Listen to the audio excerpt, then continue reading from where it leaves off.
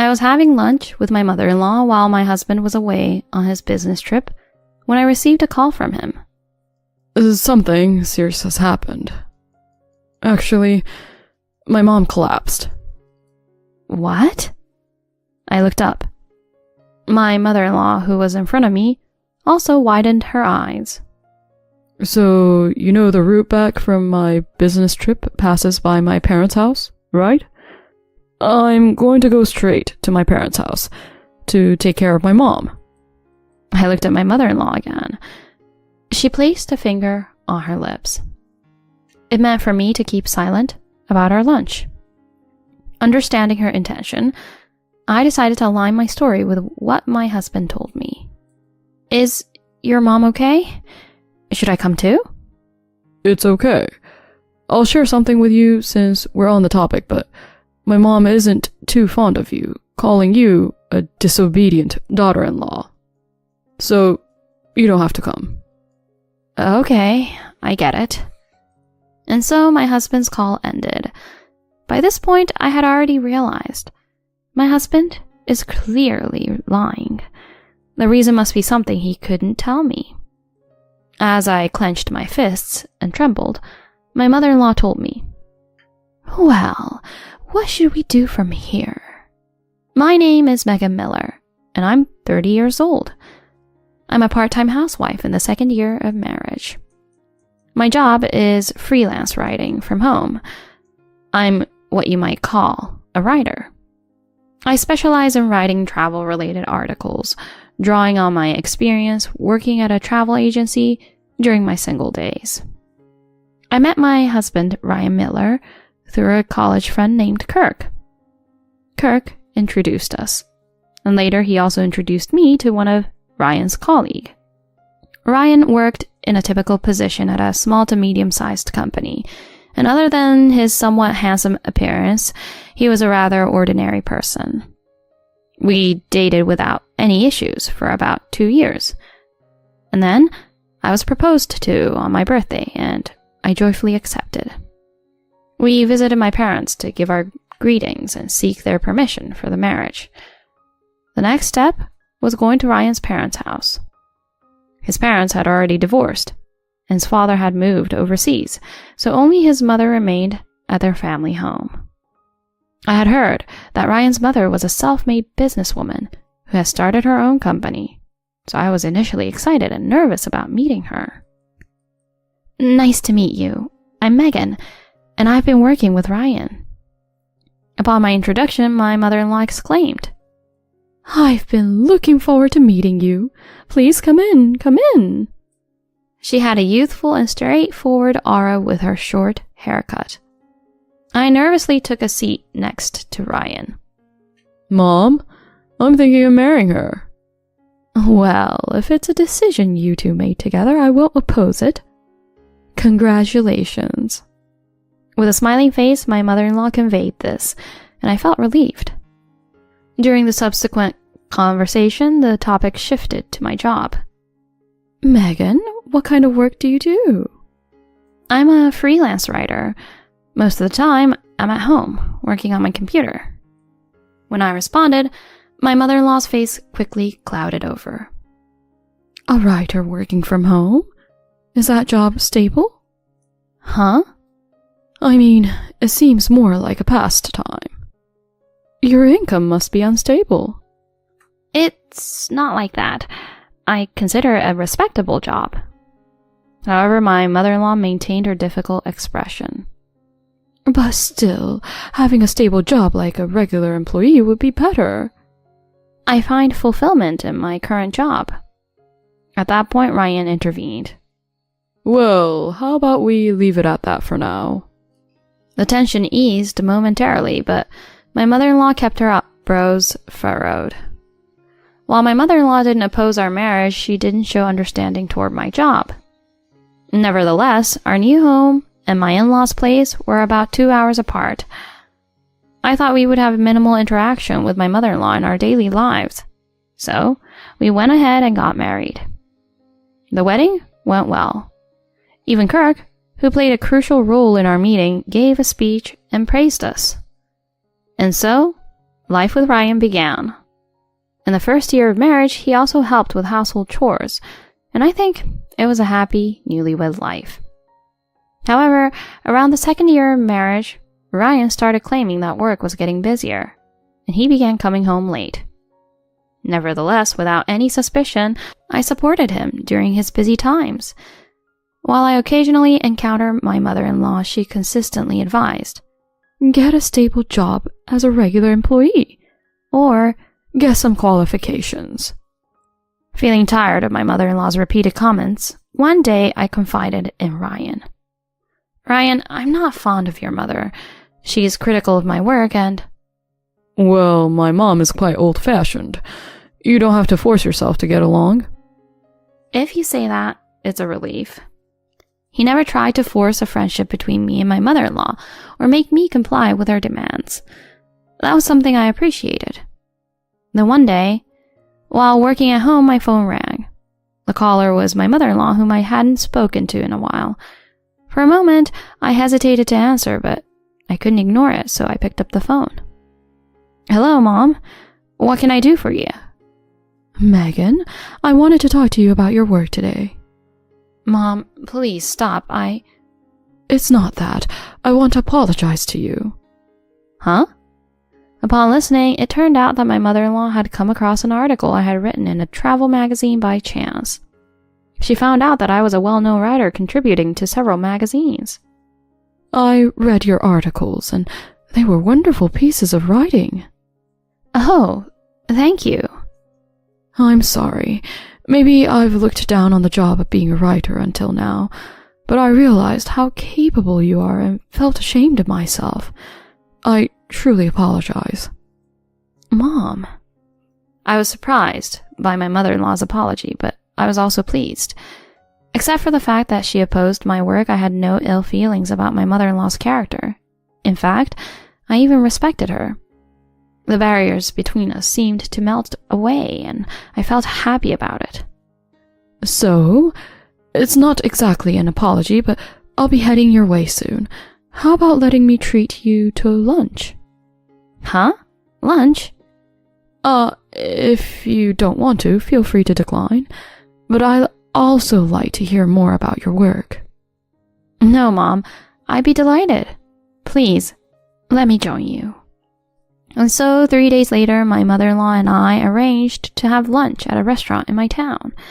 I wanted to share this with Ryan, but he was still busy with work and had to leave for a business trip the next morning. I wonder how Ryan would react if he knew I was having a friendly lunch with his mother while he's away on a business trip. I'm sure he'd be happy. During that time, I was casually thinking about things like that. On the day of the lunch with my mother-in-law, I dressed up since we were meeting at a high-end restaurant. "Megan, over here." My mother-in-law waved and apologized to me again with a smile. "I'm sorry for saying various things about your work." "It's okay, Mom. Let's enjoy today together." "I'm glad you say that. Eat anything you like." "As expected of a female president. Let's indulge in something I don't usually eat." "Well, Megan, you're such a fun person." My mother-in-law and I exchanged smiles and headed to the restaurant. While having lunch and talking with my mother-in-law, I began to see her positive qualities that I hadn't noticed before. I developed a sense of respect for my strong yet kind mother-in-law. After my mother-in-law shared her divorce story, she said, "When I got divorced, having a job saved me. I realized the importance of money and work. The experience taught me how crucial it is for women to work." "Mom, is that why you recommended a regular job to me?" "Yes, I didn't want you to struggle even if something happened. But Megan, you're doing a splendid job." "I'm glad you understand. I'll work hard to become like you, Mom." In the next moment, my phone rang. It was Ryan. "Oh, it's Ryan. I wonder what's going on." "Ryan, you're on a business trip, right?" "Yes, I'll put it on speaker so that you can hear Mom too." I put the phone on speaker and placed it on the table as I answered the call. Then Ryan's voice could be heard. "Megan? Hey, something serious happened." "Aren't you on a business trip right now?" Well, the trip went fine, but something difficult occurred. Actually, my mom collapsed. What? I looked up. My mother-in-law in front of me also widened her eyes. So, my return route from the business trip passes by my parents' house, you know? I plan to go home directly to take care of my mom. I looked at my mother-in-law again. She put her index finger to her lips. She seemed to be indicating to keep quiet about our relationship. Understanding her intention, I decided to align my story with Ryan's. Is your mom okay? Should I come too? No, it's fine. You don't get along with my mom, right? But... It's okay. I'll share something with you since we're on the topic, but my mom isn't too fond of you, calling you a disobedient daughter-in-law. So, no need to come. I understand. Alright, I'll hang up now. Ryan's call ended like this. By that time, I had already realized. He was clearly lying. The reason must be something he couldn't tell me. Could it be an affair? Tightening my fist, trembling, I was about to speak when my mother-in-law interrupted. So, Megan, what should we do now? Mom, this is probably what I think it is, isn't it? Unfortunately, seems like you're not wrong. There's likely another woman. But don't worry, Megan, I'm on your side. Empowered by my mother-in-law's strong words, I was ready to uncover the truth. Afterward, my mother-in-law and I devised a plan. First, I think it's a good idea to check with the company. Upon my mother-in-law's suggestion, I remembered Kirk, a mutual friend who works at Ryan's company. When I messaged Kirk that I wanted to talk, he replied, I can meet you after work today. So my mother-in-law and I went to the designated pub together. Kirk was surprised that my mother-in-law was with me, but when we told him everything, he finally opened up. This is what I found out after checking with Ryan's department. He didn't mention a business trip. Instead, he's taken paid leave. So, he was lying after all. This is something I've been hesitating to tell you, Megan. Kirk looked back and forth at my mother-in-law and me. When my mother-in-law urged him to speak, Kirk seemed to have made up his mind. Actually, it seems Ryan's subordinate, Michelle, is quite close to him. She also took paid leave at the same time, this time. His subordinate? Oh, and there are pictures like this circulating around the company. Kirk showed me his smartphone. The photo displayed Ryan and a young woman walking in the hotel district. Thank you. May I have a copy of this photo? Of course. I'm sorry, Megan. I've been feeling responsible since I introduced him. That's why I couldn't bring myself to say it until now. Kirk, you're not to blame. By the way, do you know the address of that woman Ryan is involved with? I'm not sure, but there was a female colleague she was close to. I'll ask her for the address. At that moment, Kirk contacted his colleague, who informed us that the woman, Michelle, lived in an apartment near the next station. Thank you, Kirk. You've been a great help. After Kirk and I parted ways, my mother-in-law apologized deeply to me. Megan, I'm truly sorry on behalf of my son. It's okay, Mom. It's not your fault. I'll confront him with this evidence. I'll make him take responsibility and the other woman too. Wait, Megan. With just this photo, he might deny anything beyond walking together. We need more solid evidence. Leave it to me. Saying that, my mother-in-law made a call to a nearby detective agency. Surprisingly, my mother-in-law was willing to spend money to obtain decisive evidence. The detective agency she contacted was well known for conducting thorough investigations. Megan, please ask him when he will be back. Sure. Let me send a message. Oh, I got a reply. I'll be back the day after tomorrow. Upon hearing this, my mother-in-law nodded at me. 2 days later, when I was at home, Ryan returned. I'm home. Welcome back. How is Mom doing? Oh, she has calmed down quite a bit. It seems I'll need to come back home more often from now on. It must be tough. She feels reassured when I'm around. Just as Ryan mentioned that, the door of the adjacent room slammed open. Who feels reassured with you around? Huh? Mom? Ryan was so surprised that his legs almost gave away. Approaching with my mother-in-law, the two of us leaned in together. Wait, what's going on? Why is Mom here? You were supposed to be on bad terms. Too bad, we reconciled. Megan and I were having lunch when she received a call saying I had collapsed, so I was surprised. That's... As Ryan's face turned pale, I told him, "What have you been doing for the past few days?" Ryan, still pale, remained silent. Thinking the truth wouldn't come out easily, I finally said, "The business trip was a lie, and you were on a cheating trip with Michelle, right?" What? Michelle who? I confronted Ryan with a snapshot from Kirk of them walking in the hotel district. Ryan, turning pale, predictably says something like this. This was just a coincidence. I happened to pass by instead of going to a drinking party. There's nothing between her and me. It's just a regular boss-subordinate relationship. Oh, really? Then what about this? I confronted him with another photo. In this one, Ryan was clearly leaving Michelle's house and kissing her at the doorstep. What is this? After cheating on me by pretending to go on a business trip, you lied to me and spent time at your fair partner's house, right? These photos were obtained by my mother hiring a detective agency. What? My mom did this?